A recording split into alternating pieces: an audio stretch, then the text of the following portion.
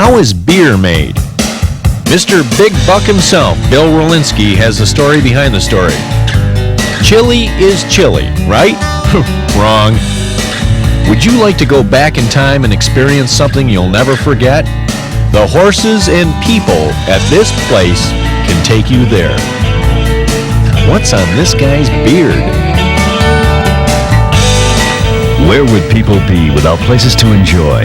And what would a place be like without the unique and interesting people that give it character?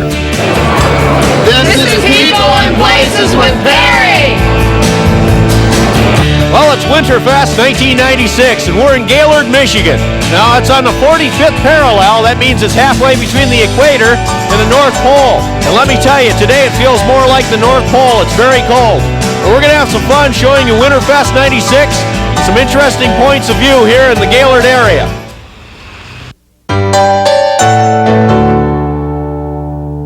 When you first arrive in downtown Gaylord for the ice carving contest, this huge ice tree is waiting to greet you. If you look real close, you can see the water squirting out of the top of the ice tree. Gaylord is called the Alpine Village. It has the highest elevation of any city in lower Michigan. The temperature was hovering just above zero with bitter wind chills. No problem. Let's have some fun. We caught up with Carol White from the Chamber of Commerce, and Carol gave us the Winterfest scoop. Carol, how's it going? It's going fantastic. Now, you've been out here all day? Since about 10 o'clock. You a little cold? Not too bad. As you can see, I'm dressed very warm. Yeah, in fact, we're going to knock you down and take this coat. I want that hood. It's been causing wars. Everybody wants it. So what's going on here today, Carol? Give us the lowdown. Well, we have chefs from the American Culinary Federation, the Northern Michigan chapter here, creating ice carvings. And we also have some chefs from local resorts. And they have a competition. There are cash prizes for first, second, and third. It's the second year we've done it. How much can they win? The first place is $250. Carol, thanks a lot for all your help. If it wasn't for Carol, we wouldn't be here. She helped me set up all this, and it's going to be fun. Reigning champ Roy Hall is putting up a strong defense of his title with a very impressive elk carving. I'm going for 4 in a row right now. I've the last 3 competitions we've had, I've pulled first place, and looking for a 4th today. Mike from Treetop Sylvan is putting the pressure on his competitors with some fine detailing of his carving. Now, how big of a chunk do you start with or something like this, weight-wise? 400 pounds. 400 pounds? So one of them right here. So we'll start with 400 pounds. We chip it down to about 150, 200 pounds. It's called disposable art. I guess. Once it's done, it's done. Tom Ward? What? Yep. So, Tom, you've been out here all day, I take it, from the looks of you. Yep, that's correct. I don't even want to know what's frozen on your beard. What are you working on here, Tom? That's Groundhog. This is Groundhog Day. Oh, that's right. This is. Did he see his shadow? He sure did. He's sleeping. Now, this started out as another 400-pound block, right, Tom? That's right. They're all the same. You all start out the same, and what you end up is up to you. Yep, that's right. Okay, we're now with Matthew Waterman. Matthew, this looks pretty interesting. What have you got going here? Well, this is Ziggy doing a little ice fishing. Ziggy? Yeah, you know, the little cartoon guy. I see you even have a fish here. Yeah. Even carved out a fish. Little smallmouth bass. Smallmouth bass? Yeah. Is he pulling that out of, say, Otsego Lake? Yeah, I would think so. That's a good lake to fish here. We went back to Roy to learn about the tools needed to carve ice. It's electric chainsaw, small, which gasoline is too fast. The RPMs seem to crack the ice, so electric works real well. Nice little set of ice tongs to move the ice around. They do weigh in between 300 and 400 pounds, so it makes it a little easier to move it around, saves on the back. Some of the different tools we use are chippers that carve away the ice pretty easy. The flat chisels that we use are for the larger areas. They make a sculpt for making scales, round surfaces, eyes on different facial. And we have a V-chisel here for making some real nice, fine, real defined lines with the V-chisel. So this is a pretty advanced art here. Yeah, it is. It gets a little bit even more detailed. They get into a lot more power tools, routers, sanders, grinders, which we don't do here. We kind of stay back to the basics, so everybody has a good, fair chance at winning. Well, one thing for sure, Roy, you don't have to worry about keeping your tools clean, huh? No, that's definitely, they're always in water. Thanks, Roy. Thank you. More people to meet and places to see up next.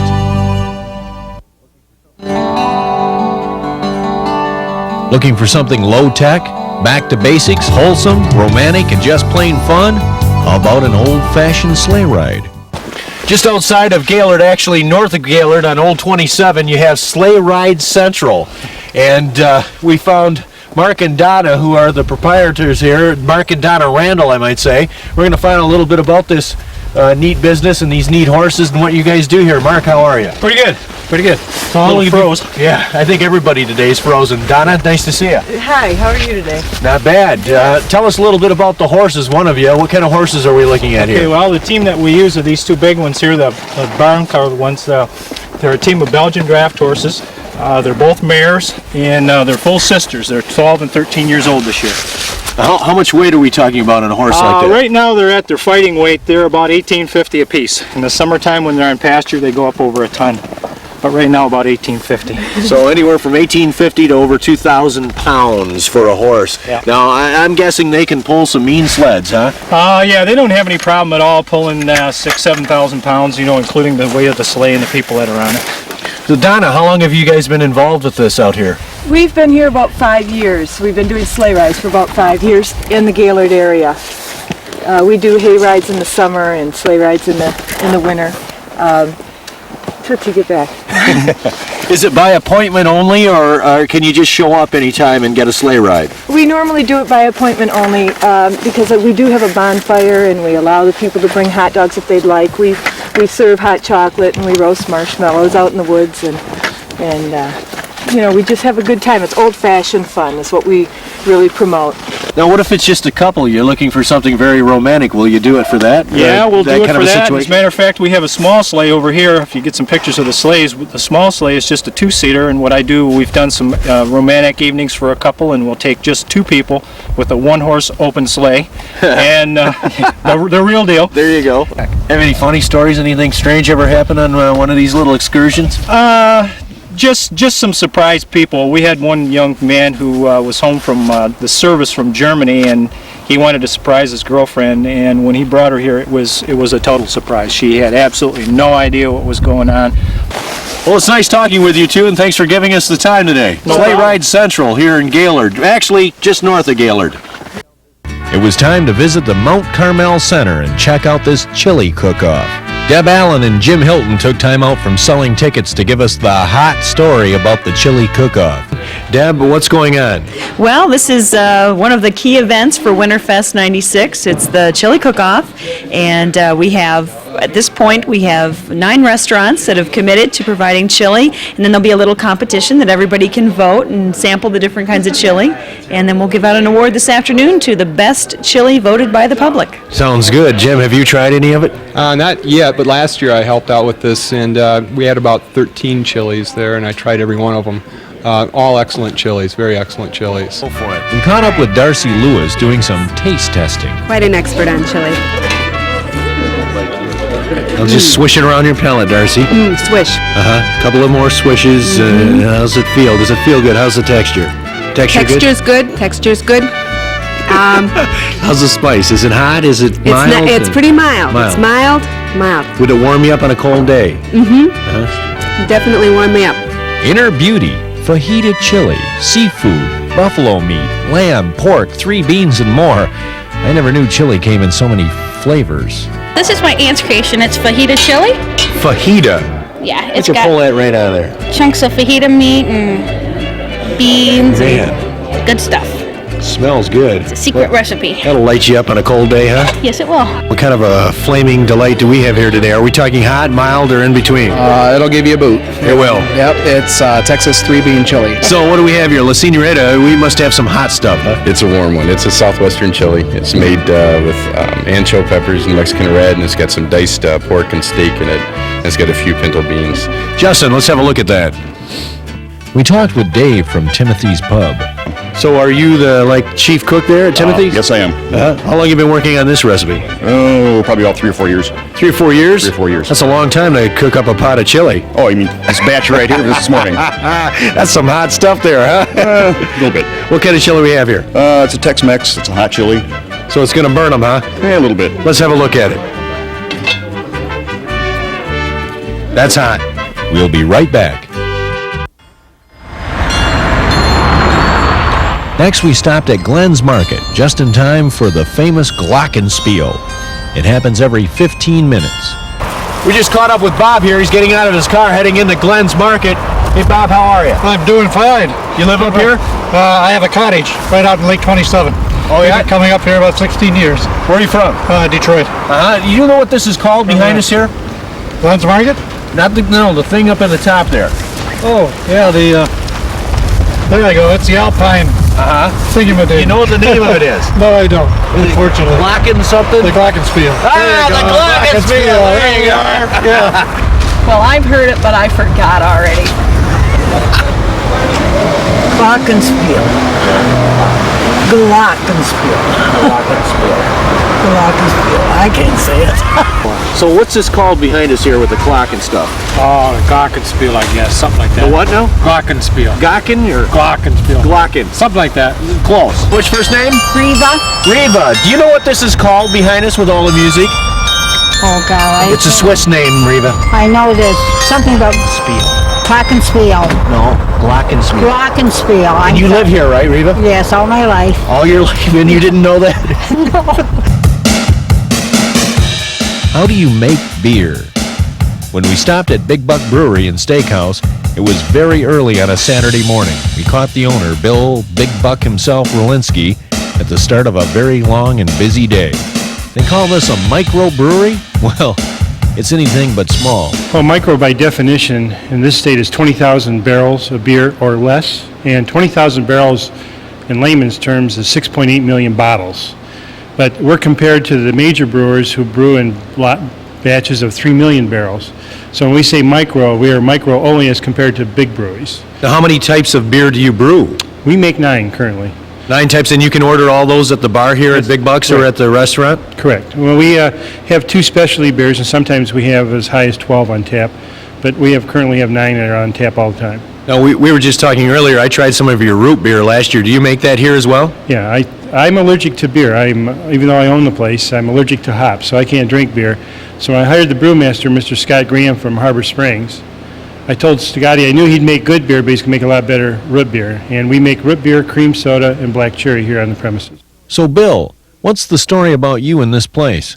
In Michigan, we're the 8th largest beer consuming state, but we're the 42nd state in production. So that gap meant something had to happen here. And we have, at that time when I started this, only 2 microbreweries active in the state. And when I applied, now there's 6. And of course the population base here is the beer consumption. And I took that concept and added a Outback Steakhouse concept to the brewery, and it's worked quite well, actually. And we're not talking about your typical steakhouse here. This is big in every proportion, isn't it? Yeah, it's big. We asked Bill to tell us how beer is made. Well, Perry, the process starts with grain, and we use malted barley from a silo outside. It goes through our mill room, and we mill it down to a fine texture. Then it goes in this first kettle, which is called the mash tank. And basically we put about 1,400 pounds of grain in here with hot water at 190 degrees. And as the water gets into the grain, the sugars come out of the grain. And basically what the brewmaster here is looking for a sugar base so his yeast will ferment later on in the process. Well, it takes about 20 minutes in this tank, and then we pump everything, the grain and water included, into the next tank over here. Which is right behind us. Right behind us. These are big tanks, too. These tanks are 20-barrel tanks, and they're copper. That's 20 barrels is 600 gallons, so we make 600 gallons of beer at a time. This tank is called the water ton. And this tank, if your camera wants to look inside, feel free to do it. The water ton basically is a kettle with striated layers on it. And this paddle goes around in a circular motion. It keeps the grain loose from clumping up. The heavier grain moves to the bottom because of specific gravity. The lighter grain moves to the top. Once we've layered the grain, then the liquid is pumped out of the bottom and sprayed back through the top of the grain over and over, kind of like seeping tea. That's how we make the beer. We just spray the water through the grain over and over and over again until we get the beer we want. And once we get done with that, we pump the grain out to our truck outside, and we sell the grain back to the Amish who make our chairs out in the restaurant, and they feed it to their pigs. And that's called we recycling. Right. The liquid, which is not beer yet, is called a wort, is put into this next kettle, which is the boiling kettle. Now, put the wort into this vessel, and we bring the water level up to 600 gallons or 20 barrels. And then we boil it for about another 3.5 hours. And as it boils, it goes to a rolling boil, and this is the typical beer. You'll see the suds come out of this hit kettle, and this is a lot of activity. This is where the hops are added at this stage to give the beer the bitter taste. How do you fire this to bring the heat up? Well, this is steam fired. 20-barrel systems are steam generated. Anything smaller is usually just direct fire. And we like steam because it gives us more consistency in our brew. We'll begin here next. Now, how do you come up with different types of beer? I know you said you had several kinds of beer in the bar. Where does that process come in? Well, it's by, we have comment cards in the restaurant, and people that eat here fill out a comment card, and we go over those every day. And the brewmaster, Scott Graham, and I go through and find out what people are asking for, and basically how this menu of the 9 beers developed was over last summer. We polled our population here and developed the 9 brews. In the process, the different styles or tastes or types of beer come from how long you brew them or how little you brew them? Now, that combined with the hops themselves and the type of grain combinations you put in. Like in some of our beers, we use rice and corn. And hops variations add the bitterness to it. So it's a combination of the ingredients plus the length plus the hopping. Okay, from here then, where do we go? I noticed some really large tanks down on the floor. We have to go down. The beer exits there, but doesn't have any alcohol in it because the yeast hasn't been active. So we have to chill it from 212 degrees to something where the yeast can be active, and that's 68 degrees. How we do that is we run it through this heat exchanger. This heat exchanger drops it from 212 to 68. When it comes out of this, we put a hose on this port down here, and we add pure oxygen to the beer stream to give the yeast a boost. The hose is connected to one of these tanks, and that's the red hose there we're talking about. And this tank is a 40-barrel or 1,200-gallon fermenter, and we have 6 of those. And the beer is piped through the bottom of this tank on that in that cone down there, and there's 25 gallons of liquid yeast in the tank. As the beer bubbles through the yeast becomes activated with the oxygen in the beer. And again, there's 1,200 gallons of beer in this tank right now fermenting. Now, the fermentation process is controlled by temperature. It's very similar to the bread on the stove that the homemaker makes. The warmer the temperature, the more active the yeast, the colder the temperature, the less active it is. So we start the yeast about 68 degrees.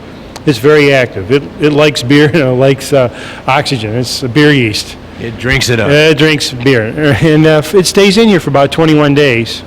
And as we start dropping the temperature, the yeast becomes less and less active. And about 20 days in the cycle, we drop it down to 32. The yeast goes dormant. And then we take the yeast out. Well, Perry, this is the fermenter, and the beer's been in the fermentation process for about 21 days. It's turned down to 32 degrees, and it's ready to come out. So would you like to try some? Sure. Well, we'll let one of my helpers here, our assistant, Jeff Tebow. He's a beer drinker. I'm not, and I know you aren't. No. I'm looking for that vat of root beer, actually. So we'll let Jeff try it out and see how he likes it. Jeffrey, here he comes. Fresh out of the fermenter. There goes Jeff. Man, that was quick. I guess he liked it. Do you drink or does he drink? He must have went to the University of Michigan. I think he inhales. Yeah. Well, this beer is not carbonated. Well, there's not any beer here to talk about. Jeffrey, good a job. How'd you like it? Oh, it was great. Another one? Hey, you can. Wonder if he eats your steaks that fast. Yeah, you'll never know. Let me tell you. Bill says the beer at this point in the process is finished and drinkable. Only thing, it hasn't been filtered or carbonated yet. This is how Europeans drink their beer.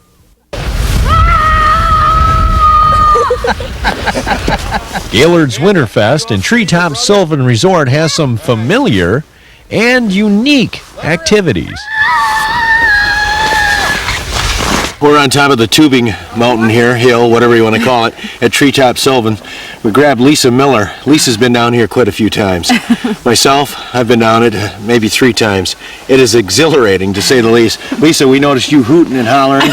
You're from Gaylord, too. This is like a local thing for you. Right. Well, this is the first time I've been here, though. First time? Yeah. They're offering a special during Winterfest to come down for $2. Yeah, and that's why we're here for Winterfest. Oh, you are? Yeah. Oh, yeah, it's great. I love it. Are you going to come back? Yes, definitely. The kids love it. Amanda and Patrick have been down probably, I guess, at least 40 times. 40 times? How many times, Amanda? I didn't go down as many as him. How many of you get? About 15. 15 and 40, right? Yep. The folks at Treetop Sylvan Resort are an artistic bunch, and they really jazzed up their entrance with this snow sculpture. The cross-country skiers were going strong, and you couldn't ask for a prettier setting. Well, it was time for me to shut my mouth and hit the tube. Or is that quit talking and... oh, heck, it was time to slide. This tubing is just plain great.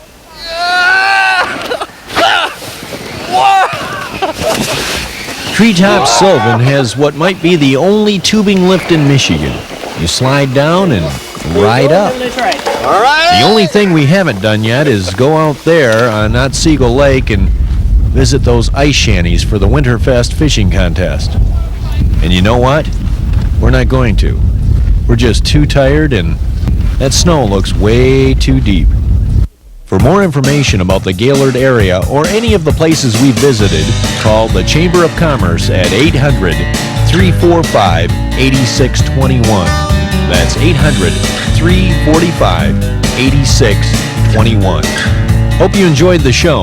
I'm Perry Wright, and this is People and Places. Your ideas for future shows are welcome. Just drop us a line at P.O. Box 310082, Flint, Michigan, 48531-0082.